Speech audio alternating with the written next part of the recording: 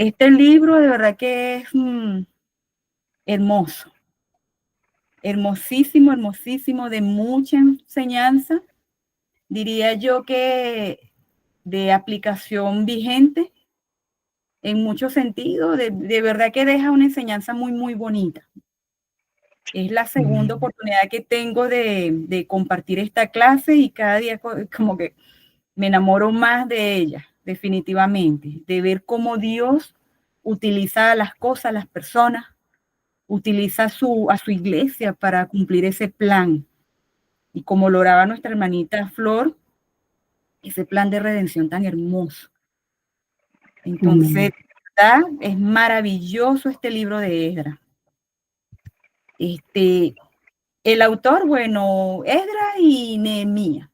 Dice que en los años 440 antes de Cristo, cuyo propósito es mostrar la fidelidad de Dios en el cumplimiento de sus promesas, recordando que en el momento de que el pueblo de Israel fueron cautivos por Babilonia, ya había un precedente a través del profeta Jeremías, Isaías también. Hubo mucha información relacionada, pero en cierta forma aquí el énfasis es en Jeremías, que él habló como dándoles esperanza a la final que en 70 años ellos iban a volver a Jerusalén. Iba a hacerlo y la manera en que y va como que concatenado o vinculado con las profecías de Isaías, porque Isaías ya estaba mencionando a Ciro, al rey Ciro, que era el quien tenía como que la encomienda o a quien Dios iba a usar para que esto se comenzara a dar. Y efectivamente podemos ver la fidelidad de Dios y el tiempo tan preciso en que esto se fue dando. Hablan de 50 años aproximadamente cuando Ciro llega al reinado, al cautiverio o a decir así, a invadir a Babilonia. O podemos decirlo en cierta forma, cuando se comienza a dar el tema, sale el decreto y comienza ya como llamarlo de una manera, el segundo éxodo, porque tuvimos un éxodo cuando Egipto, y en esta manera el pueblo judío comienza como a regresar a su tierra, como ese segundo éxodo en cierta forma. Entonces, el Esdras significa Dios ayuda. Dios ayuda. Podemos ver también que se dice que este libro, hay unos que dicen que el libro de Esdras y Nehemías era un solo libro, algunos lo toman como Esdras 1, Esdras 2, y que de una u otra manera están como muy vinculados, porque en una parte es Esdras que lo narra y dicen que Esdras fue quien escribió los primeros y dos de Crónicas, pero ya en un momento que es Nehemías, pues que da como que la continuidad a este libro. Entonces, ¿quién fue Esdras? Esdras fue un sacerdote descendiente de Aarón, un escriba, una persona con estudio, conocedor y estudioso de la palabra, intérprete de las leyes de Moisés, y era como que el propósito, pues, enseñar la palabra al pueblo de Israel. Él fue el encargado de guiar al segundo grupo de los judíos exiliados al regreso a Jerusalén, y él tuvo se dice que tuvo un liderazgo piadoso. Amaba a Dios genuinamente, y realmente pienso que yo veo a Esdras como una persona con una gran humildad, una gran humildad. De hecho, cuando fue escogido por el rey persa, me imagino que lo que vio esta persona para encomendar esta gran misión a Esdras, porque él no solamente llevó a parte del pueblo, sino también él llevó recursos, llevó oro, llevó bienes, llevó dinero, llevó ciertos bienes que el rey permitió de lo que Babilonia se saqueó del pueblo de Israel cuando quemó el templo, y todos los bienes que se trajo de Jerusalén en el momento que fue invadido, todo eso fue enviado a través de Esdras. Entonces, eso me da a ver que él fue un sacerdote que modeló, que ante los ojos de este rey, él pudo confiar semejante tesoro en el sentido de que modeló integridad, modeló tener un corazón puro, sincero, y yo diría que modeló lo que pudiéramos ver en cierta forma esa figura de Cristo, porque tenía todo, tenía conocimiento, por linaje era sacerdote porque viene de la descendencia de Aarón, y apasionado por el estudio de la palabra y por enseñarla. Interpretaba las leyes recordando de que en cierta forma, aquí, en cierta forma, estaba el idioma arameo y el idioma hebreo.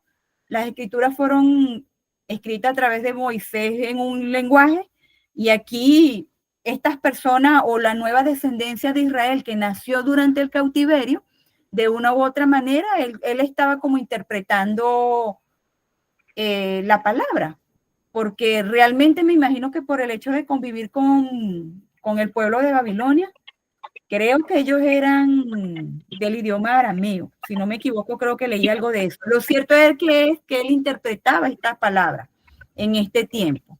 Un hombre íntegro, respetuoso y un hombre lleno de fe. Realmente hay demasiado que hablar de Esdras, pero es una persona muy, muy ejemplar. Y lo que él hacía, lo hacía con pasión y hacia el amor hacia Dios. Un poco del contexto histórico vi bastante relevante mencionar las 3 etapas del cautiverio, recordando de que en las clases anteriores se habló de las etapas que se dio el cautiverio de Babilonia. En la primera etapa, entre ellos, uno de los que se fue en esta primera etapa fue Daniel. Recordamos que él era un joven de 16, 17 años tal vez. Aquí se estaban llevando como la primera parte de lo mejor que tenía Israel, entre ellos los príncipes, los que venían con linaje. Una segunda etapa que es cuando sale Ezequiel y unas 10,000 personas más. Y la tercera etapa, el resto de Judá. Me comentaba el hermanito de principio, él me decía que quedaron unos allí esparcidos, y realmente Babilonia se llevó, como decir, lo mejor de Israel, los mejores artesanos, los mejores herreros, las personas que iban a sumar a su pueblo, y por supuesto a los príncipes, a quienes ellos iban como que a enseñar la cultura. Pero en sí se llevaron, como decir, las personas que tenían en cierta forma un nivel cultural y en cierta forma talentos que ellos iban a utilizar para mejorar su pueblo, porque ellos tenían como esa cultura de innovadora. De una u otra manera los veo de esa forma. Y con respecto a las etapas del regreso, la primera etapa comienza con Zorobabel. Me hablaron, no los veo. David levantó la mano. Ok, un minuto que no lo veo. Aquí estoy. Ajá, sí. Lo que pasa es que yo no sé si es que esté confundido, pero es que cuando yo hablaba de los que, ¿cómo se llama? Los que se habían expandido, habían quedado un poco remanentes, eran los del reino del norte, que es Israel. Ya. Porque estos últimos que se llevaron cautiverio, que fue como, de hecho, el material lo llama así como que el reino sobreviviente, algo así, era el de Judá, que era el de sur. Sí. El que sobrevivió. Entonces, del sur es que es como lo que tú estás diciendo, pues que se llevaron a lo mejorcito, que se llevaron primero estos 10,000 y tal. Eso es no sé si me explico, pues, pero estaba confundido entre Israel y Judá, porque entonces al final son dos, entonces eso. Y lo otro es que cuando yo empecé a ver todos estos números, como lo que me comenté, pues, por ejemplo, en el 605 antes de Cristo se llevan a Daniel, y a los primeros que se llevan se los llevaron al 605. Y los que primero se devuelven en 538.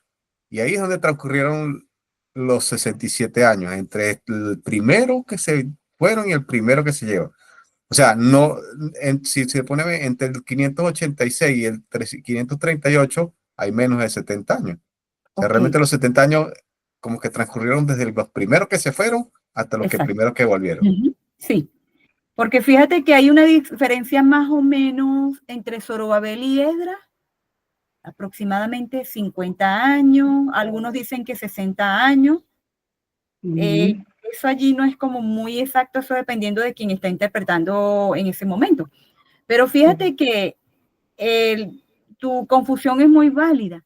Sin embargo, cuando el reino del norte fue invadido por los asirios, a diferencia de los de Babilonia, los asirios tenían tendencia a ser perversos, malos, y había muy poca probabilidad de vida. Tal vez sí quedarían algunos esparcidos, es posible que sí hayan quedado del reino del norte algunos esparcidos, pero el reino de Asiria o los de Asiria, en verdad, ellos eran muy malos, en el sentido de que ellos prácticamente iban a dar era muerte a esa gente. Y sí fueron esparcidos, pero el hecho es que de una u otra manera, muchos de ellos iban a morir, o bien de hambre, o iban a morir atacados por otros extranjeros, por los cercanos. Realmente eso allí, Flor. Sí, para complementar lo que tú estás diciendo, el reino del norte, con los asirios, ellos fueron esclavizados y aparte de eso, ellos, con la misma esclavitud, ellos fueron vendidos a otros y ellos fueron esparcidos a otras naciones, se fueron esparciendo, de manera tal que prácticamente el reino del norte desapareció. Realmente. Entonces los que quedaron realmente en Jerusalén eran, como decir, los más bajos en condiciones sociales, algo así, porque Babilonia fue muy selectivo en lo que se estaba llevando, en otras palabras. Ajá. Entonces, si comenzamos con Zorobabel, como me preguntabas temprano, Zorobabel, él venía del linaje real, nieto de alguno de los reyes, no sé si es que esos reyes tenían nombres muy similares, pero lo cierto es que él era uno de los príncipes, y realmente lo que es importante destacar aquí era el liderazgo que Dios utilizó para hacer este regreso a Jerusalén, a este remanente. El liderazgo que cada uno o lo que ellos cada uno aportaron para cumplir el propósito que se tenía a esa reedificación del templo y de los muros de Jerusalén, realmente. Pero en el caso de Zorobabel, a él le correspondió dirigir a 50,000 de Babilonia a Jerusalén. Ellos allí comenzaron a hacer su reestructuración. De hecho, más adelante vamos a ver lo que con más detalle lo que hizo.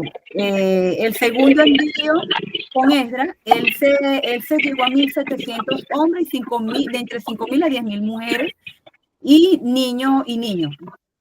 Esto fue el grupo que a él encomendaron regresar a Jerusalén. Y finalmente complementa Nehemías. Realmente no está así como muy claro cuántas personas se fueron con él. Me imagino que ya estaríamos hablando de un grupo más pequeño, pero el propósito de él fue un poco más diferente a lo que pudiésemos hablar de Zorobabel y Esdras, en cierta forma. Pero sin embargo, en el momento de que se vaya a hablar del libro de Nehemías, allí se va a hablar con más detalle cuál fue el propósito de él y cuántas personas se fueron con él en este tercer lote de personas que regresaban al pueblo de Israel, de Jerusalén. Ok. Aquí tenemos Esdras en 1.2. Por un lado tenemos los temas. ¿Cómo podemos verlo? La letra A nos habla del primer grupo que regresa a Babilonia, que se encuentra en los capítulos 1 y 2 de Esdras. El B, regreso al hogar en Jerusalén, capítulos 3, 4. En este caso, liderizado por Zorobabel. El nuevo templo, porque ellos comenzaron su construcción, capítulos 5 y 6. El D, el segundo grupo que regresa de Babilonia a Jerusalén con Esdras. Y la reforma, que es bastante importante y significativa hablar de la reforma y por qué Esdras y el grupo de ancianos tomó hacer unas reformas en el pueblo de los judíos que regresaron a Jerusalén. Entonces, si nos vamos al bosquejo, en el capítulo 1, dice Ciro, el persa conquista Babilonia. Aquí nos menciona Daniel 5:30, puesto que él es quien profetiza al hijo de Nabucodonosor. ¿Cuál es el nombre? Se me confunde el nombre. Creo que es Balsasar, El Balsasar, el Sasar, algo El, así. algo así. Belsasar. Belsasar. Belsasar, ¿verdad? Ajá. Sí, que es el Él no nombre que tenía. tenía Daniel. Sí, sí, sí, sí. Realmente él no fue como Nabucodonosor. Se dice que el reino de él fue bastante perverso. Y de hecho, por allí venía el juicio de Dios, porque él no fue como Nabucodonosor, que de una u otra manera fue un rey que de una u otra forma, aún en medio de su idolatría, de una u otra forma, en cierta forma, él reconocía a Dios. Pero con este rey no pasó nada de eso y él le llegó el juicio a través de la profecía de Daniel. Y esto fue como muy corto en el momento que fue invadido por Ciro el persa. Entonces, eso está registrado en el capítulo 1. El énfasis de este capítulo 1, básicamente, aquí tengo como especie de un resumen.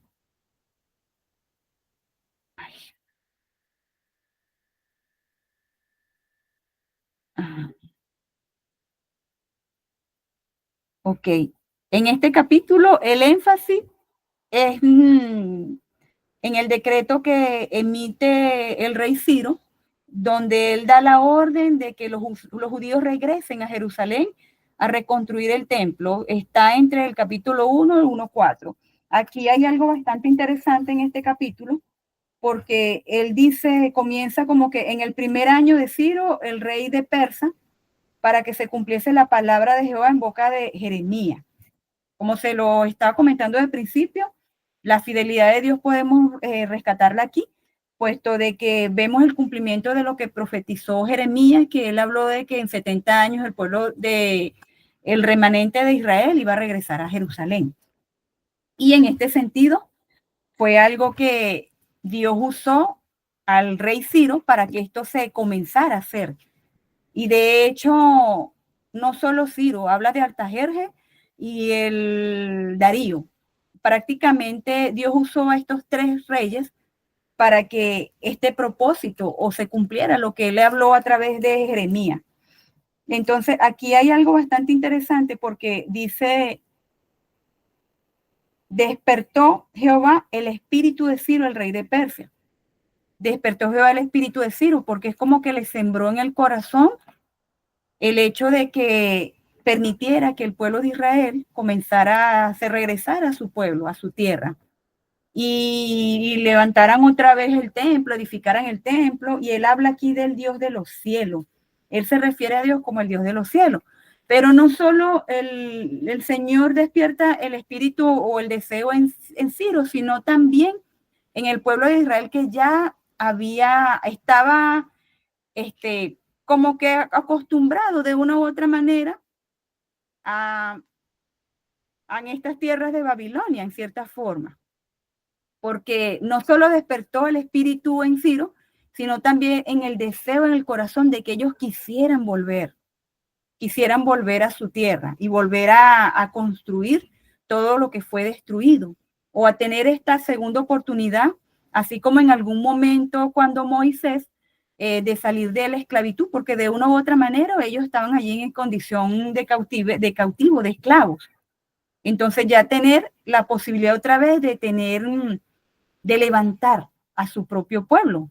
Entonces, de una u otra manera, cumplir el propósito del plan de redención del Señor, y es como decir el comienzo de ese plan redentor que Dios había prometido y que había profetizado a través de todos esos profetas que él levantó en estas tres etapas, como se les habló antes del cautiverio, durante y el post exilio, que es el que estamos hablando ahora a través de Esdras. Es como el inicio del cumplimiento del plan de redención que ya Dios había previsto y que lo hizo a través de este rey, que es Ciro. Entonces, el capítulo 1 rescatamos lo que es el decreto que emite el rey Ciro para que los judíos regresen, y este regreso llevan como líder a Zorobabel. Entonces se menciona la profecía de Jeremías sobre la restauración de Jerusalén después de 70 años de exilio. Y los judíos comienzan a regresar a Jerusalén y se preparan a la reconstrucción del templo, misión que va a tener Esdras más adelante. Entonces el capítulo 2, aquí continuando, el bosquejo dice: Ciro decreta, Ciro, el decreto que los judíos podían volver a su patria, la visión de Daniel de las 70 semanas. Capítulo 2, bueno, Zorobabel dirige 50,000 de regreso a Jerusalén, y esto lo podemos ver en capítulo 2, capítulo 3, cuando ya llega, bueno, el capítulo 2 dice que se proporciona una lista de los judíos que regresaron, ya que este capítulo básicamente habla de no pudiésemos hablar de por tribu, pero sí por generaciones de quienes iban a regresar con Zorobabel. Y aquí hay algo bastante importante, porque se hablaba de que estaban regresando prácticamente judíos nacidos durante el cautiverio y algunos ancianos. No todos los ancianos, algunos intérpretes de la palabra dicen que regresaron. Sin embargo, sí, no estoy diciendo que todos eran jóvenes. Sí regresaron con ellos algunos ancianos, pero se dice que la mayoría de ellos fueron judíos que nacieron durante este cautiverio. Entonces, el capítulo 2 básicamente menciona quiénes están regresando. El capítulo 3, ya ellos comienzan la reconstrucción del altar y el inicio de la construcción del templo. Ellos aquí rescatan sus celebraciones. Ellos llegan en cierta forma como de una manera muy contentos, y comienzan a hacer sus celebraciones y sus fiestas que ellos venían acostumbrando a hacer antes del cautiverio, o lo que venían haciendo a través de las leyes creadas cuando Moisés. Ya el capítulo, los judíos reedifican el altar, los judíos comenzaron a reedificar el templo, los judíos terminaron el cimiento del templo. Allí ellos comienzan a tener oposiciones, realmente, porque llegan los samaritanos. Mami, ¿puedes por favor cerrar la puerta? Llegan los samaritanos, ellos querían como ser parte de esta construcción, y Zorobabel los corta. Él era el líder que estaba allí, y él les dice que no les da como participación en la construcción de una u otra manera, porque ¿quiénes eran estos samaritanos? Era una combinación con pueblo extranjero, judíos con pueblo extranjero, y ellos no los vio como con el que tenían como que ese derecho a ser parte de este remanente que venía como de un linaje santo, un linaje especial, un remanente que Dios escogió con propósito. En otras palabras, Él no permitió. Y eso creó como conflicto, en cierta forma, porque ellos fueron en cierta parte opositores a que se continuara esta construcción, y hubo un momento en que ellos detuvieron la construcción. De hecho, un momento no, fue por 16 años. Hay algunos estudiosos de la palabra que hablan que fue un poco más de 16 años, pero hubo una detención en este propósito. Dice que Darío I el Grande, alentó a los judíos a continuar reedificando el templo. Ageo y Zacarías profetizaron para alentar a los judíos a reedificar.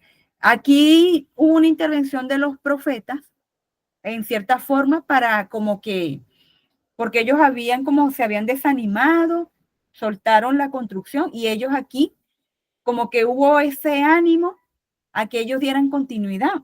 De hecho, en Esdras se hablan de unas cartas, porque ya para el momento de Ciro, ya no era Ciro, entonces aquí estamos hablando de Artajerjes, y hubo un momento en que los samaritanos, o quienes colocaron oposición, escribieron al rey que estaba en ese momento, como para quién les dio autorización a esta gente a construir. Entonces hicieron como, vamos a hablarlo de una manera criolla, cizaña.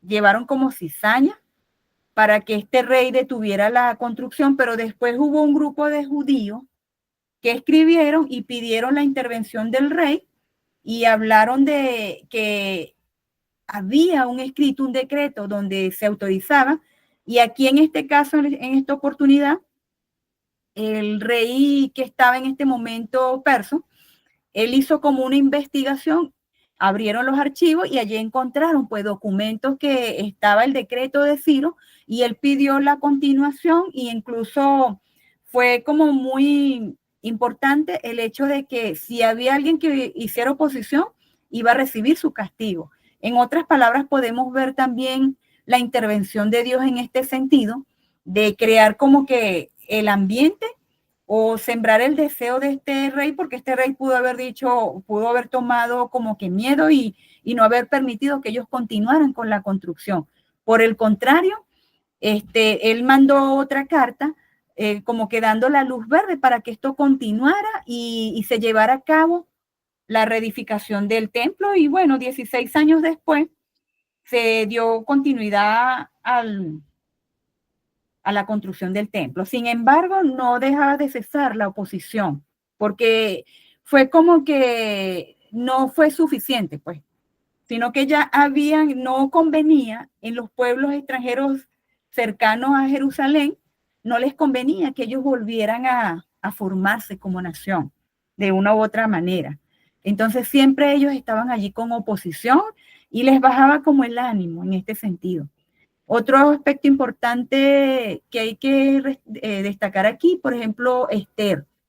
La reina Esther, algunos dicen que eso se dio de los 60 años, que se podemos ver en Esdras en el capítulo 6 y 7. Dice que fue como que el momento de la reina Esther.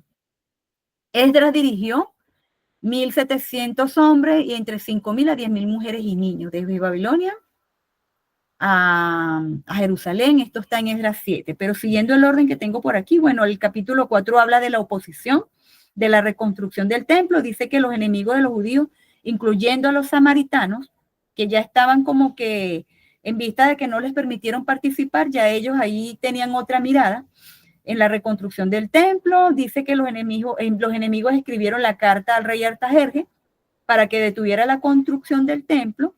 Y el rey Artajerjes emite un decreto, él emite un decreto que detuviera la construcción, y es allí donde tenemos 16 años, entre 16 a 20 años, donde se detuvo la construcción. Sí, pero sí hubo una segunda carta donde piden, allí en ese momento era Darío, donde piden que se investigue, y allí este rey pide que abran los archivos y consiguen el decreto del rey Ciro, como se los indiqué anteriormente. El capítulo 5 habla de la profecía de Ageo y Zacarías, donde ellos son quienes animan para que den continuidad. Los judíos responden a la exhortación de los profetas, comienzan a trabajar nuevamente el templo. Los enemigos de los judíos interrogan a Zorobabel y a los ancianos sobre la construcción del templo, pero Zorobabel era un líder. De hecho, si no me equivoco, él estaba gobernando en este tiempo, que él era muy determinado. Él tenía un liderazgo muy genuino y él sabía cómo tratar con esta gente. En cierta forma no se dejaba como que influenciar mucho. Sin embargo, de una u otra manera, esta gente creaba como el pánico entre las personas que estaban construyendo. Entonces dice que los judíos envían carta al rey Darío, y es aquí donde les comento que él abre los archivos y se consigue el decreto de Ciro, y él les escribe que continúen, y él indica que si hay oposición, si alguien se oponía a que se construyera el templo donde se iba a adorar al Dios del cielo, de los cielos, porque así lo llamaban ellos, iba a haber condena, iba a haber juicio en contra de quien se opusiera. El capítulo 6, bueno, ellos completaron el templo. El rey Darío busca los archivos, al capítulo 6, busca los archivos, encuentra el decreto de Ciro. Darío emite un nuevo decreto que permite que los judíos continúen. Los judíos completan la construcción del templo y hacen la dedicación. Como les dije, ellos retoman las celebraciones que ellos comúnmente tenían con las leyes de Moisés, sus celebraciones de Pascua y todo lo que ellos hacían. Esdras comenzamos a ver a Esdras a partir del capítulo 7, que es cuando le encomiendan a que él vaya con ese segundo lote de judíos y le encomiendan los tesoros. Ahí el rey Darío, él es como que saca los tesoros que fueron saqueados por Nabucodonosor cuando fueron al cautiverio, y las cosas, los tesoros que él se saqueó de Jerusalén. Entonces, en este capítulo, aquí se menciona lo que el rey Darío les regresa a los judíos y que encomienda a Esdras a llevarse estos tesoros.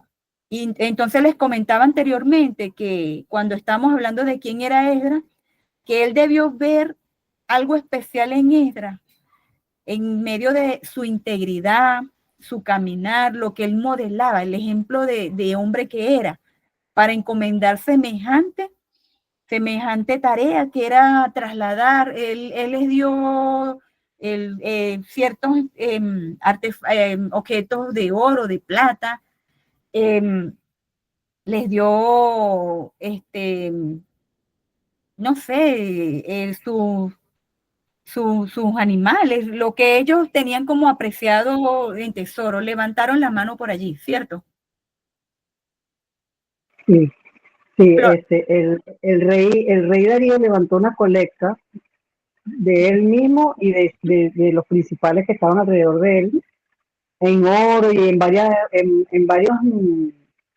oro, plata, bronce y otras cosas de valor que él envió con Esdras, aparte de todos los tesoros que Nabucodonosor se había llevado del templo, todo eso él lo mandó también.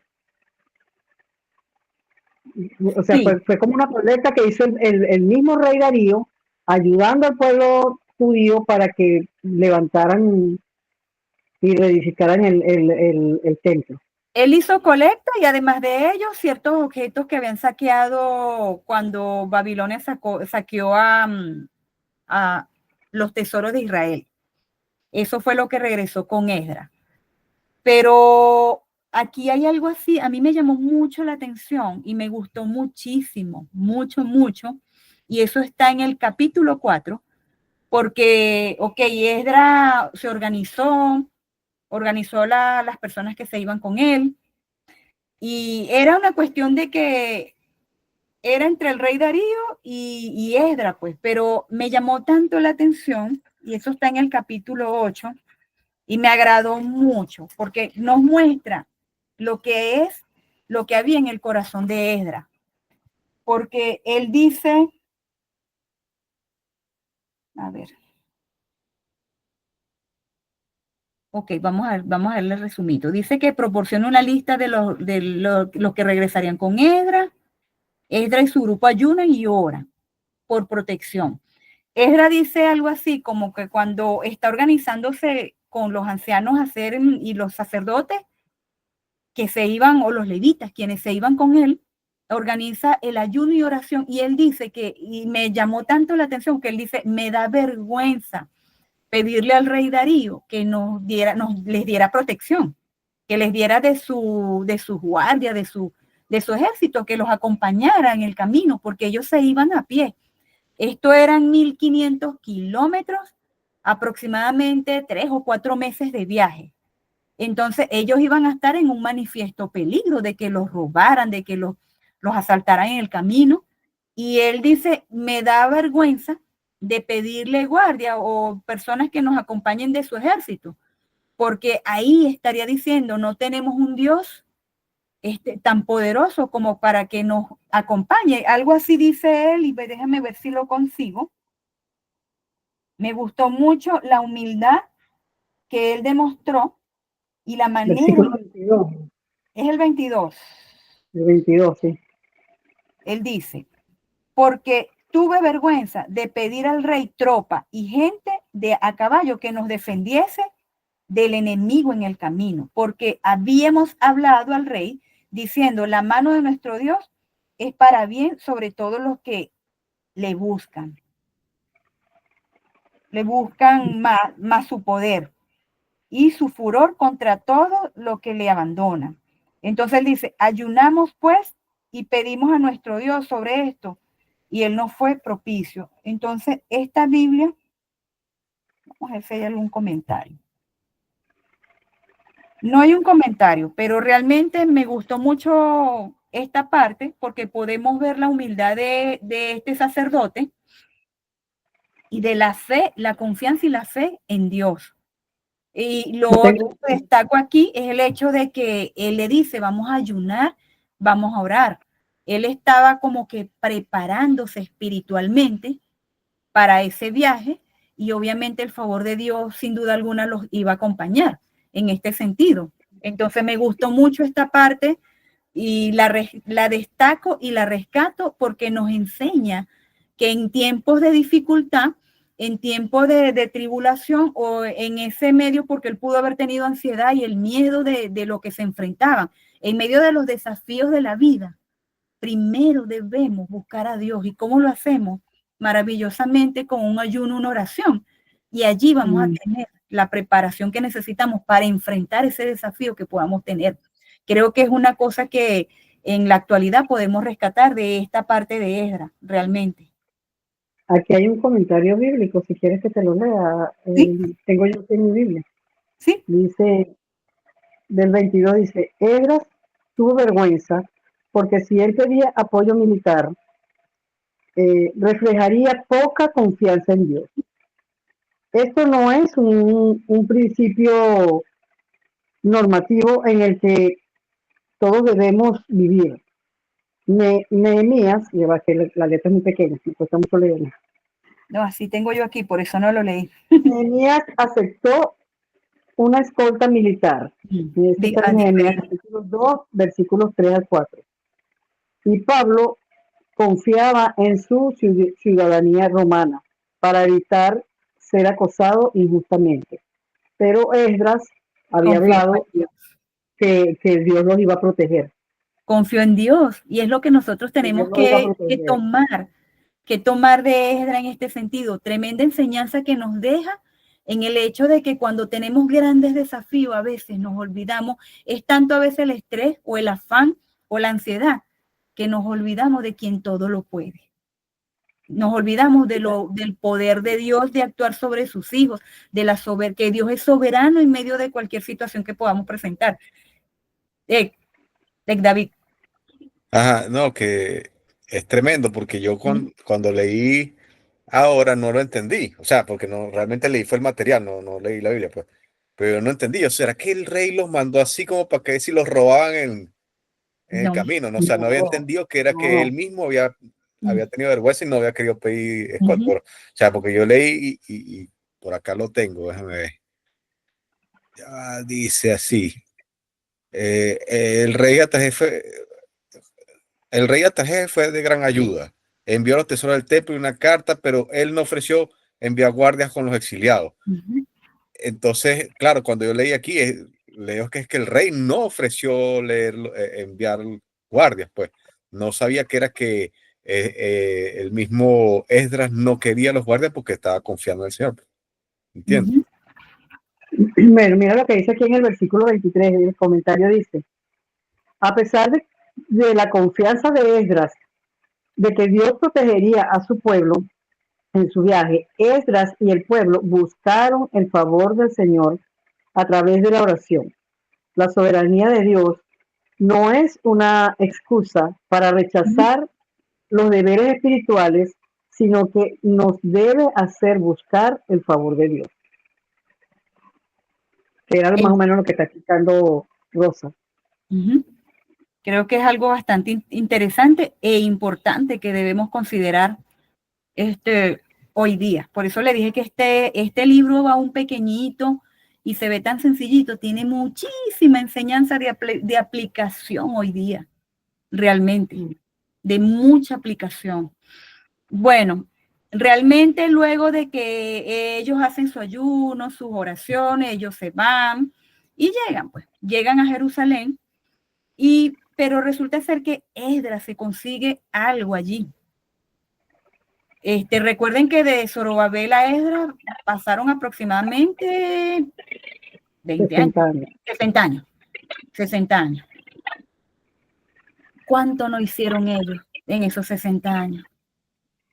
Entonces, es algo tan curioso porque si ya ellos vienen de un cautiverio, claro, mayormente quienes se fueron, en su mayoría, fueron personas que nacieron durante el cautiverio, ciertamente. Pero es curioso de ver cómo la magnitud de desobediencia, cómo somos de desobedientes y cómo llevamos la vida tan lejana a Dios. Evidentemente, en ese tiempo también hubo, en cierta forma, un poco alejamiento a lo que eran las cosas que ellos practicaban referente a las leyes, ciertamente.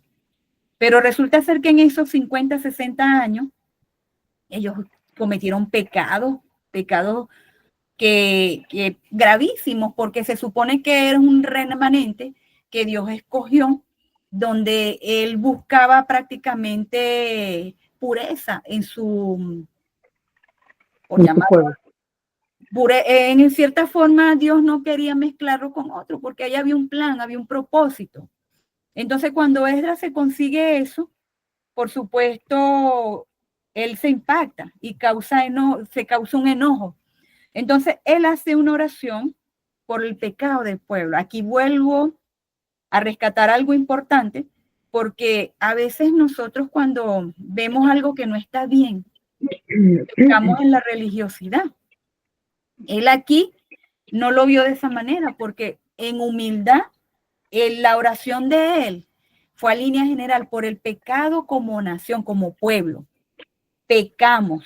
Él hablaba era en plural, incluyéndose en cierta forma. Entonces, una vez más podemos ver la humildad de este sacerdote en reconocer que ellos como pueblo fallaron. Entonces, aquí lo triste es que esta gente lo que hizo fue algo más de lo mismo que los llevó al cautiverio, en cierta forma. Entonces, ellos aquí se mezclaron con los pueblos extranjeros. Entonces, lo curioso de aquí es que los mismos sacerdotes se casaron con mujeres extranjeras, con costumbres paganas. Los príncipes, personas de autoridad, los príncipes se mezclaron con las extranjeras. Entonces, él aquí hace una oración y es tan interesante, y de hecho el capítulo 9 prácticamente habla de esa oración que llevó al pueblo a un arrepentimiento, en cierta forma ellos asumieron su responsabilidad de lo que ellos hicieron y de los pecados que cometieron. Entonces, ya aquí nos lleva, entre este capítulo 9 y 10, a una reforma. La reforma, Esdras, junto a los ancianos, duraron aproximadamente unos 3 meses desarrollando una reforma de qué hacer para como que sanar esta parte este tema de lo que hicieron aquí estos judíos y buscar como que la santidad o la pureza que se necesitaba en cierta forma. Entonces, esto fue un tema de discusión y es aquí donde ellos hablan, bueno, primeramente en medio de la oración que él hizo, logró la confesión y el arrepentimiento del pueblo, en cierta forma. Él los reunió en la plaza, él hizo la oración, él los exhortó, hizo como una exhortación y los llevó a que ellos reconocieran el error que cometieron en mezclarse con esta gente, que ellos venían con culturas paganas. Entonces, él junto con los ancianos hicieron una reforma y entre ellas es que esta gente creó como especie de un divorcio, literalmente, donde ellos tenían que dejar a estas mujeres y a estos hijos y buscar vincularse con las mujeres judías, en cierta forma. Entonces, es algo como que medio complicado de entenderlo. Pues fíjense que dice la lista de los que habían casadas con mujeres extranjeras. Ellos hicieron toda una cuestión allí, una organización, y sacaron quiénes eran estas personas, quienes se habían casado con estas extranjeras, y la propuesta que ellos llevaban, pues, para poder salir en cierta forma del error que ellos habían cometido. Entonces, más o menos esta reforma, ¿de qué trataba esta reforma? Iba a tener un impacto significativo en la comunidad judía, porque era prácticamente dejar a esa persona con la que están conviviendo y a esos hijos. Eso sí va a crear una ruptura familiar.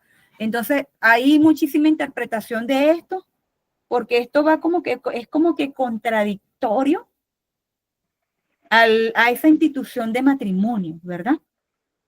Y de que como que Dios apoya esta decisión tan radical de Esdras de llevar esta reforma o el impacto que iba a producir en esta comunidad.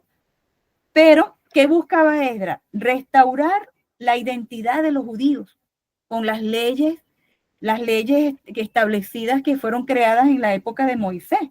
Entonces, él estableció como autoridad esta reforma, es como que trajo a la luz las leyes de Moisés, hizo como que un recordatorio, lectura de esas leyes y los llevó a que ellos, sí, pues, tenían que dejar a estas mujeres, como decir, regresarlas, en otras palabras.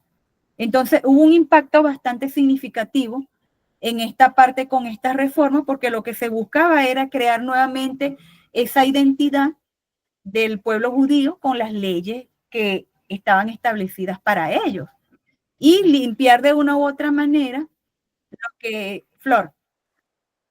Sí, comentar que la preocupación más grande de Esdras era que el pueblo judío estaba en riesgo de ser absorbido por las naciones cuando se unió los hombres judíos con las mujeres extranjeras y las mujeres extranjeras con las mujeres judías con hombres extranjeros. Entonces, estaban en un riesgo muy grande de que la nación judía desapareciera.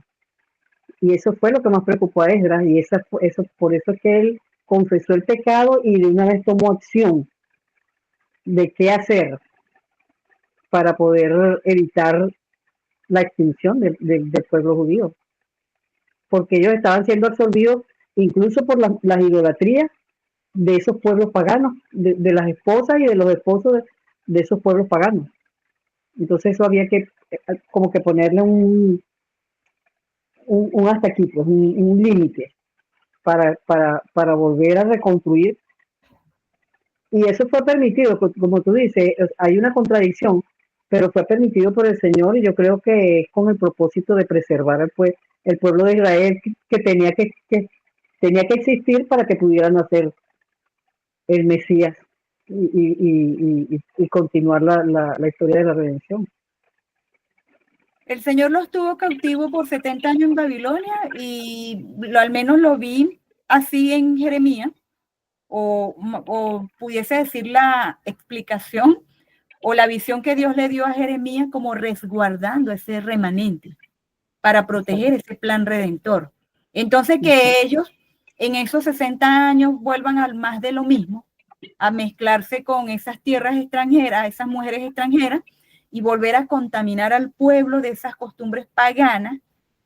Entonces, eso allí, como lo dijo la hermana Flor, de una u otra manera, en cierta forma, básicamente ese era el propósito de Esdras. Y que el Señor permitiera que él llegara allí porque era el que iba a estar a cargo de hacer este rescate, de enseñar, de darles a conocer otra vez las leyes, de hacerlos como que, de conectarlos con las leyes de Moisés para crear nuevamente esa identidad y volver al plan, al propósito que se tenía de ese cuidado, de ese remanente. Y no extinguirlo como lo está hablando la hermana Flor, porque realmente ya se estaban mezclando, se mezclaron en cierta forma. Entonces se ve como contradictorio, pero es algo que Dios permite con el propósito redentor que se tenía en cierta forma. Eso creo que es el propósito clave de la llegada de Esdras a Jerusalén en ese momento, en virtud de todo ese desorden que había allí y que principalmente las personas que en cierta forma ocasionaron este caos eran las personas, los príncipes, las autoridades de peso de Israel, el linaje, los sacerdotes. Entonces, con más razón, se veía como que el desapego hacia las costumbres y a las leyes que ellos tenían, que Dios les había establecido, en cierta forma. Entonces, vamos a avanzar un poquito aquí. Bueno, aquí la reforma, como se les habló, bueno, Esdras llega a Jerusalén, quedó asombrado por el estado moral del pueblo. Se habían unido en matrimonio con personas paganas que adoraban a otros dioses y se desviaron el corazón de los fieles. Esdras reunió al pueblo para hacerles ver el error. Durante 3 meses estuvieron deliberando acerca de este tema. Al final el pueblo se arrepintió y ofrecieron sacrificios. El pueblo estaba tan conmovido que tomaron las decisiones radicales de cortar con el pecado. Todos se divorciaron, despidieron a sus esposas con sus hijos. Fue una decisión difícil, pero era necesaria para la sanidad moral del pueblo judío. Bueno, aquí hay unas pequeñas conclusiones. Podemos ver que Dios es fiel y cumple sus promesas. Lo comenzamos a ver desde un principio, desde el momento en que el Espíritu de Dios le siembra eso en el corazón del rey Ciro y por supuesto también en este pueblo en cautiverio, porque muy bien pudieron haber decidido quedarse allí. Entonces siembra en cierta forma también en ellos para querer regresar a Jerusalén. Entonces Esdras interpreta la ley, al hacer cumplir sería un desafío, seguían llevando apostasía al pueblo judío. Evidentemente en esos 60 años ellos vuelven a caer en más de lo mismo. Numerosos pecados y costumbres paganas que ellos adoptaron por los príncipes y judíos de alto rango. El plan de Dios, bueno, salimos del plan de Dios. Cuando salimos del plan de Dios no obedecemos su palabra y lo aplicamos a nuestra vida. Esto es aplicación vigente, como se los dije, porque realmente no escapamos de la realidad, como ellos vieron de la manera tan deliberada cómo se desvinculan de Dios. Muy bien, nosotros también hoy día, cuando no tenemos esa relación personal con Él, de una u otra manera corremos el peligro de salir del plan de Dios y del propósito que Él tiene para nuestras vidas. Esdras no solo habla de la reconstrucción del templo y de la vida espiritual de los judíos, sino también de todos los hijos de Dios, su iglesia amada, porque todos los creyentes somos templo de Dios. Literalmente, al hablar de la reconstrucción del templo, nosotros como cristianos somos templo del Espíritu Santo y debemos tener ese cuidado de cómo estamos llevando nuestra vida cristiana. Y se lo ratifico en el sentido de que el propósito o el plan de que Esdras llegara a Jerusalén precisamente era para ese rescate de esos corazones que estaban desviados en cierta forma. Entonces, principios de aplicación, bueno, a la vida hoy día podemos hablar de que conocer, estudiar, aplicar la palabra de Dios. Esdras fue un escriba estudioso, conocedor de la palabra, estudioso de la palabra, así como lo dijimos, fue sacerdote, pero una persona que es un ejemplo en el sentido de que era apasionado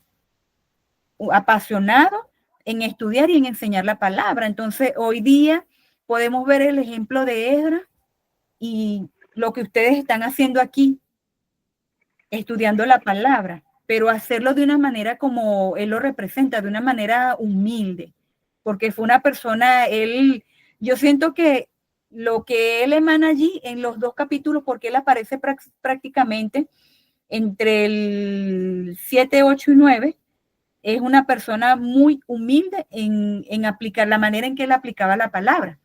Y si hubo una manera bastante radical en esta reforma, obviamente es porque, como lo dijo la hermana Flor, había un riesgo eminente de que ese plan de redención se perdiera si ese remanente ya estaba haciendo lo malo al mezclarse con estas mujeres extranjeras.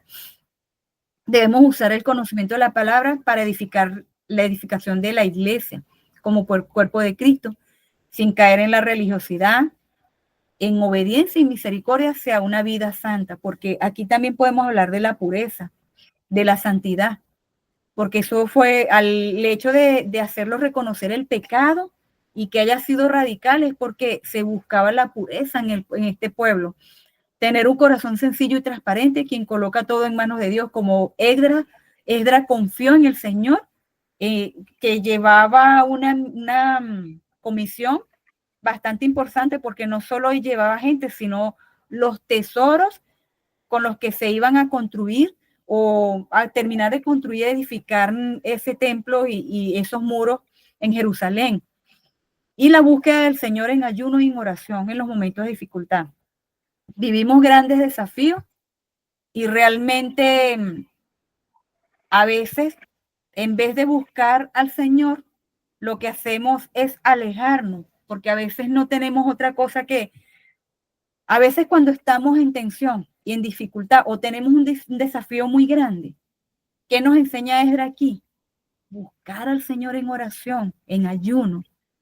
Es lo primero que debemos hacer, buscar a Dios sobre todas las cosas. Pero a veces, muchas veces, cuando estamos en estas situaciones bastante complicadas, el mismo afán nos lleva a alejarnos a Dios o a la distracción. Entonces creo que nos deja una enseñanza bastante significativa. Lo otro importante que podemos ver de este libro es sin duda alguna, el comienzo a ese plan de redención,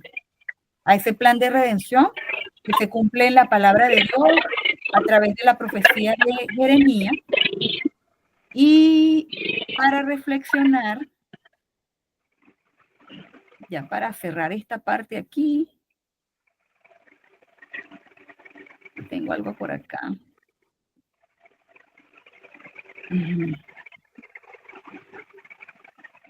La oposición. Por ejemplo, el capítulo 4 nos habla mucho de la oposición. Ellos tuvieron mucha oposición y cuando se vaya a estudiar el libro de Nehemías, van a ver muchísimo más de este tema. Porque a ellos no les convenía que ellos se fortalecieran como nación. Pero hoy día, como cristianos, ¿cuántas oposiciones no tenemos? ¿Cuántas oposiciones no tenemos? Entonces, ¿qué nos llama este libro? A perseverar, a ser persistentes, a resistir, porque Dios siempre va a estar en medio de todo aquello que el enemigo va a utilizar para alejarnos del plan que Dios tiene para cada uno de nosotros. Eso es importante rescatarlo, porque muchos llegamos a los pies del Señor en diferentes situaciones, diferentes circunstancias, algunos con corazones heridos, algunos con un carácter bastante contaminado de cosas. Entonces, el enemigo nunca va a querer tenernos conectados a 100% con el Señor y siempre va a hacer la oposición en diferentes sentidos. Entonces, de una u otra manera, también este libro nos llama de aplicación a ser persistente y tener como que la actitud correcta ante todas las oposiciones que podamos presentar hoy en día. Perseverar, fortalecernos en fe y no desanimarnos ante las oposiciones que tengamos. Por muy difícil que sea la situación, creer y confiar en Dios, así como confió Esdras, David.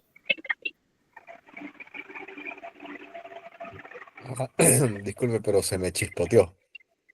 Ah, ok. No, pero de esta forma, ya aprovechando la oportunidad, al principio hablamos de que hubo como tres éxodos, pues. Entonces, el tercero se ve en el libro de Nehemías. Ah, ya, por eso allí van a comprender muchísimas cosas. Allí van a comprender claro, muchísimas cosas. Y otra cosa es que mencionó los muros, que lo que yo recuerdo creo que fue Nehemías el que reconstruyó los muros. Esdras prácticamente, el propósito de Esdras es la reedificación del templo, pero sobre todo la condición espiritual de los judíos. Es muy importante la condición espiritual, porque ellos estaban desviados. Ya.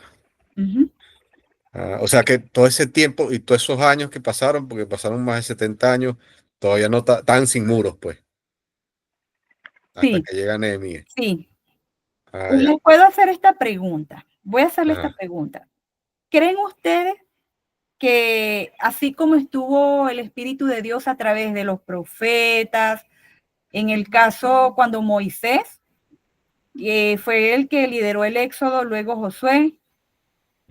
Pudiésemos hablar haciendo como una especie de un recuento, así tal vez como con el rey David. ¿Ustedes creen que en este tiempo ya, cuando ellos están regresando nuevamente a Jerusalén, creen ustedes que estaba el Espíritu de Dios con ellos?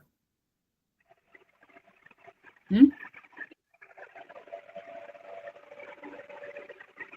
Aún cuando el propósito era reconstruir esa condición espiritual, reconstruir el templo, cerrar los muros otra vez para protección, ¿ustedes creen que el Espíritu de Dios estaba allí? O sea, Algunos ciertamente el arca y el tabernáculo y todo el lugar santísimo, todo esto, bueno, ya había sido el templo de Salomón y todo esto, pero la verdad es que ¿dónde habitaba si ya no había templo? Entonces, claro, porque llegó el juicio de Dios y fueron cautivos, ¿verdad? Entonces ya Dios no habitaba con ellos, creo yo. realmente. ¿Alguna otra opinión?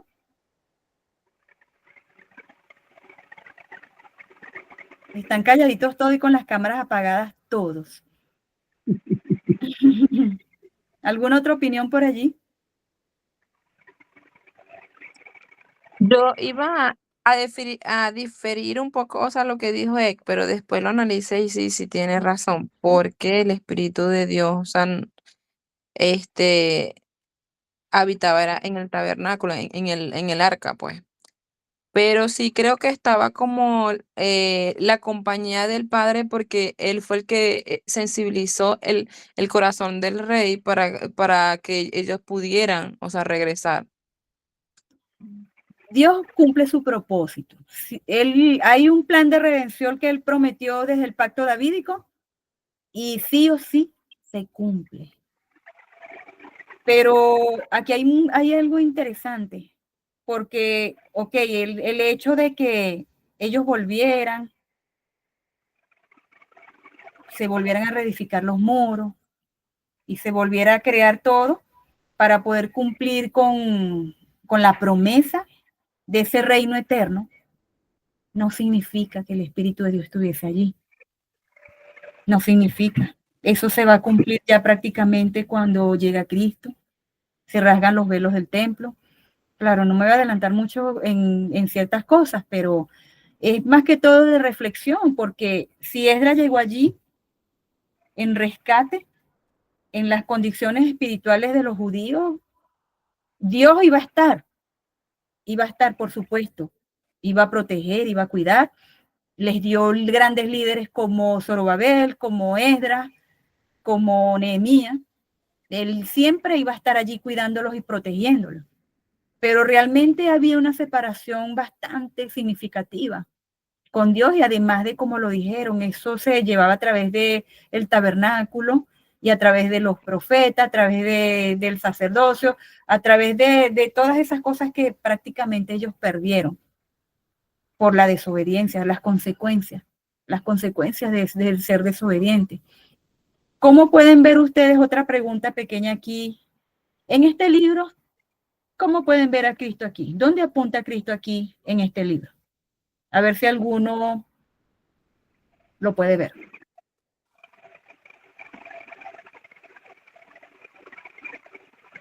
¿Mm? No te escuché, no te entendí porque se puso como entrecortado.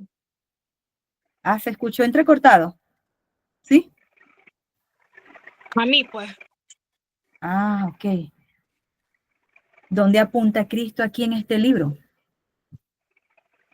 ¿Dónde figura Cristo aquí?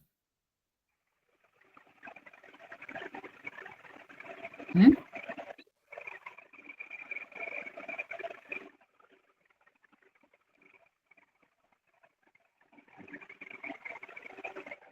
Sí, se escucha como raro por allí. Flor. De Flor. No el ventilador, que se no prendió el ventilador. Ah, es lo que se escucha así. Sí.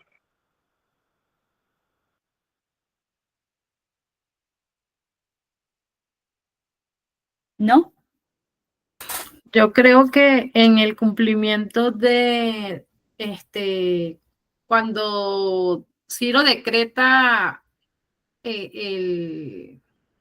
da el edicto de libertad, pues, diría yo, que es como que lo mismo que Jesús vino a libertar a su pueblo. Podría ser. Literalmente. O también Literalmente. cuando restauran el templo en todavía, ¿no? En la restauración del templo también, como que cuando Cristo viene a restaurar nuestra relación con él, ¿verdad? O con nosotros en el capítulo 3, que dice la restauración del altar y del culto, pues, en la comunión. También podría ser allí. O sea, Sí, pero yo lo veo, sí, es que son varias cosas que se puedan hay asemejar. varias cosas que se pueden ventilar allí en este libro. Ciertamente el Señor vino a redimirnos. Su plan fue redentor. Así, ciertamente. Y si se ponen a ver, aquí comienza con el libro de Esdras, comienza en cierta forma ese plan redentor. Se está restaurando el templo, se están restaurando esos muros, pero literalmente también se está como que restaurando, o se busca restaurar esa condición espiritual, redimirlos en cierta forma, esa condición espiritual en la que ellos venían. Entonces, de una u otra manera, se puede comparar con el plan de redención de nuestro Señor. Puede haber una conexión en ese sentido. Hay una restauración en el templo, una reedificación. Esdras fue con un propósito de crear nuevamente esa identidad como judíos con sus leyes, de restaurar esa condición espiritual que ellos venían trayendo porque ya estaban tomando costumbre pagana. Entonces, de una u otra manera, pudiese decirse que allí se puede ver que apunta a Cristo, y como lo dijo Rosario por allí, de una u otra forma, desde Ciro, desde el inicio. Ese capítulo 1, en cierta forma, se puede decir, pues, no, bueno, no sé si hay alguna pregunta. No vi a Helvi. ¿Helvi no se conectó? No. Si hay alguna pregunta, alguna duda con este libro, algún aporte. En verdad el libro es hermoso, es hermosísimo, tiene muchísima enseñanza para aplicar hoy día, y nos muestra a tres líderes escogidos por el Señor para hacer este regreso o este éxodo de regreso a Jerusalén, y es como el inicio de ese plan redentor, de esa reforma que era bastante significativa, porque había riesgo de que ese linaje judío se perdiera, y de allí es donde venía la promesa davídica, de ese pacto davídico, y que realmente es eso, pues, el comienzo de ese plan redentor. Yo tengo una duda. Bueno, todo este plan redentor y toda esta historia lo empezamos a ver ahí con Esdras, con, bueno, Nehemías y Esther. Perdón. Sí, Esther. Zorobabel. Ajá, o sea, pero en los siguientes libros que son Esdras, Nehemías y Esther. Esther, yo diría más bien como que en Esther se estudia, o el propósito del libro de Esther se estudian como otra cosa. Yo lo veo de esa forma. Pero entonces, Esther más bien nos muestra es como esa protección de Dios, que aun cuando hubo un pueblo que no decidió regresar, hubo un pueblo o parte de los judíos que decidieron hacer vida allí, pues en esa tierra persa, en los medo-persas, es decir, ellos habitaron, no sé cómo se llama, en este momento no recuerdo el nombre de donde ellos estaban, en Persa, ¿cierto? Persa, porque no todos regresaron, realmente no todos los judíos regresaron. La Del mayoría remanente, algunos decidieron quedarse y se quedaron establecidos. Allí hicieron familia, convivieron con esa comunidad persa.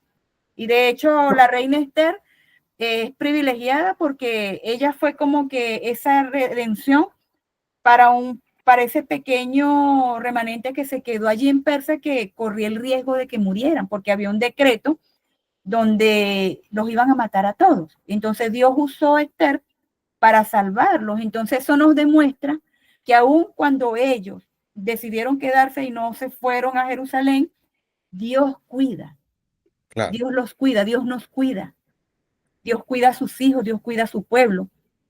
Estamos esparcidos por todo el mundo, pero donde estemos, Dios cuida a su pueblo, los protege. Ahí hay un mensaje bastante muy puntual en ese sentido. perfecto. O sea, y toda esta historia llega hasta Malaquías, ¿verdad? Porque después en Malaquías pasan como 400 años hasta que empiezan los evangelios. Sí. O sea, la Ese historia de periodo Jesús. creo que es conocido como el periodo del silencio, ¿cierto? Una transición. Exacto. Hay una transición. Ese silencio es una transición permitida por el Señor. Pero allí no hubo más profetas o sencillamente No. o sea, la Biblia no hace énfasis en Exacto, eso. esa era mi pregunta. O simplemente no hay más información. Porque En ese tiempo. Juan el Bautista estaba antes de Jesús, o sea, debería de estar antes, ¿no? Juan el Bautista No. estuvo en la época de Jesús. Estuvo en la época de Jesús. Él fue el Yo creo que un precursor poquito de- antes, porque él bautizó a Jesús, me imagino que su ministerio, o sea, que aunque eran contemporáneos, creo, sí su ministerio empezó antes, ¿verdad? El ministerio de Juan el Bautista obviamente comenzó antes de Jesús y de hecho es mencionado en los evangelios, en los 4 evangelios. Sí, o sea, porque esa misma pregunta me la he hecho, o sea, como que, ¿era que no había la voz de Dios o sencillamente no hay registros? Lo No que habían profetas. sucede es que el propósito de Juan el Bautista, como lo dicen los evangelios, era abrir el camino a Jesús.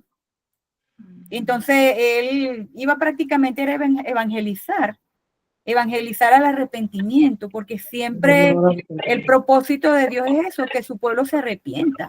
Entonces eso, a pesar de que, como les digo, que Dios permitió, porque hay una promesa que cumplir a Abraham de un plan redentor, de un reino eterno, de un rey que iba, le ofreció a David el rey que iba a estar, que venía de su linaje, que iba a ser eterno, y para preservar esa promesa, él cuidó ese remanente. Pero eso no significó que esta gente iba a seguir pecando, porque por supuesto, y siguieron haciendo lo malo, y seguimos haciendo lo malo. Muchos seguimos haciendo lo malo, porque es eso. Entonces, si hubo esa transición, quedaron esos 16 profetas. Ciertamente, Juan el Bautista tenía unos dones muy especiales, tal vez también como un profeta, pero su propósito era otro, abrirle el camino al Señor. Ese era el propósito de Juan el Bautista. Pero los profetas fueron 16 profetas y ya, que en un próximo ciclo se van a estudiar a cada uno de esos profetas. Pero el ministerio de los profetas prácticamente quedó en estos 16 profetas. Porque el propósito de Juan el Bautista o el ministerio de Juan el Bautista fue otro, realmente. Era Pero bien, entre Malaquías y el Nuevo Testamento no hubo profeta. no, señor. No hubo profeta. No. No hubo la voz de Dios, pues. No hubo dirección de Dios a través de los profetas. No, señor. Entonces, Sin embargo, el Señor estaba trabajando. El Señor estaba preparando el camino para la llegada de Cristo en estos 400 años. hubo como esa transición. Ellos siguieron viviendo su vida. Es que es algo muy complicado. Sí. Eso es un tema de corazón.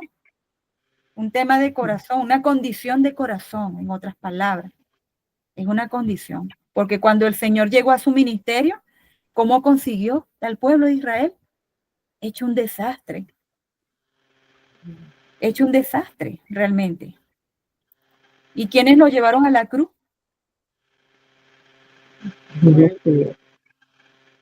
Su mismo pueblo, su misma gente. Entonces, es un tema de cómo está, es una condición de corazón, en otras palabras. Y el vino fue precisamente a eso, a quitar esa separación, a acercarnos más a Dios, a nuestro Padre, a rasgar ese velo, por eso es que el templo se partió en dos, pues, porque ya ahí la conexión iba a ser más directa con el Padre. ¿A través de quién? A través de Jesús. ¿Cómo? A través de la cruz. A través de la cruz. ¿Y quiénes íbamos a acceder al Padre?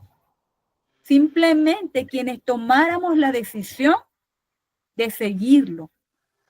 Quienes tomáramos la decisión de seguirlo. Los que Él escogió, porque somos escogidos, dice la palabra de Dios.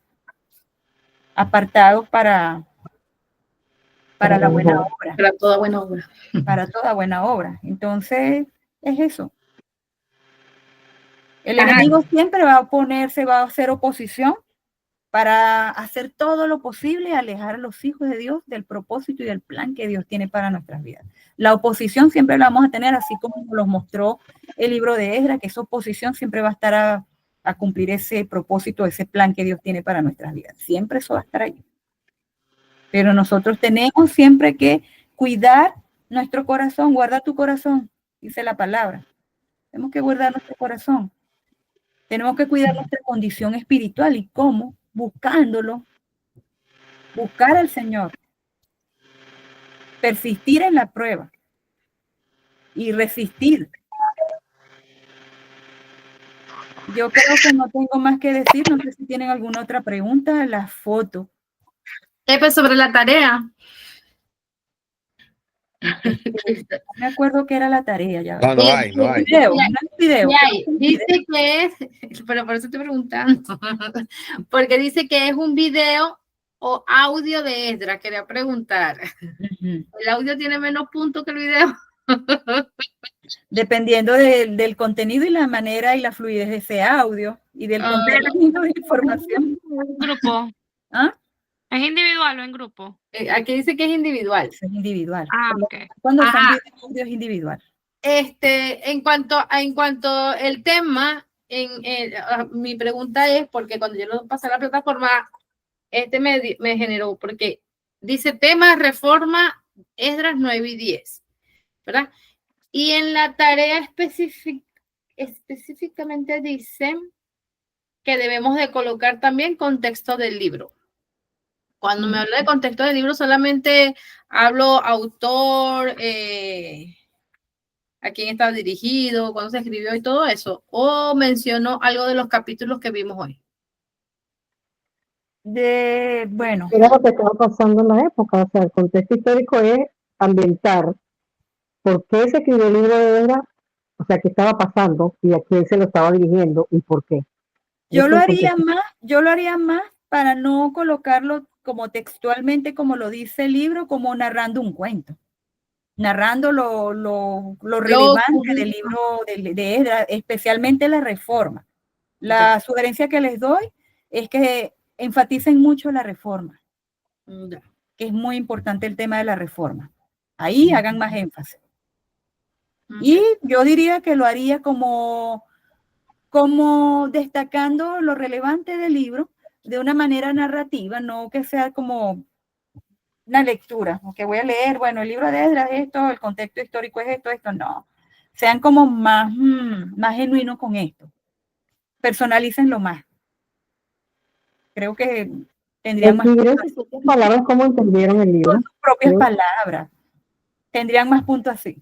O sea, se pueden caracterizar también, disfraces. Si van a hacer un audio, fíjense que cuando estudié, me tocó estudiar Esdras, que pidieron el video y el audio, les voy a dar un tip de algo importante y bonito que pasó allí. Hubo una hermanita que mandó un audio. Esa hermanita puso un fondo bien lindo. Y ella ahí hablando, narrando, miren cómo destacó y cómo al punto de que el maestro Julio se conectó para felicitarla. Y era un audio, pero ese audio venía con un fondo musical, así, todo así, una cosa espectacular hizo ella allí, pues. Eso es un tip que les doy, si van a hacer un audio.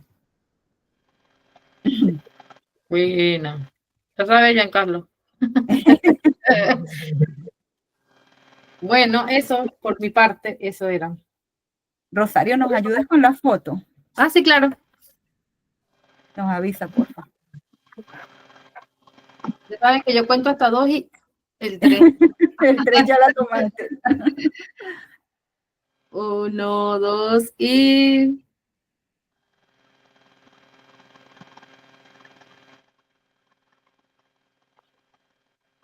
¿Ya? Sí, ya que la estoy recortando. No me gustó mucho cómo quedó. Otra. 1, 2 y... La mano, ajá, ya va un momentico que la mano... Ajá, 1, 2 y... Listo. Esta sí. De todas maneras voy a pasar las dos para que no digan que hago trampa. Bueno, esto ha sido todo. El libro de Nehemías Muchas gracias. es maravilloso. Sí, está Aquí muy van bien. a ver otro tipo de liderazgo. El liderazgo de Esdras es un liderazgo piadoso.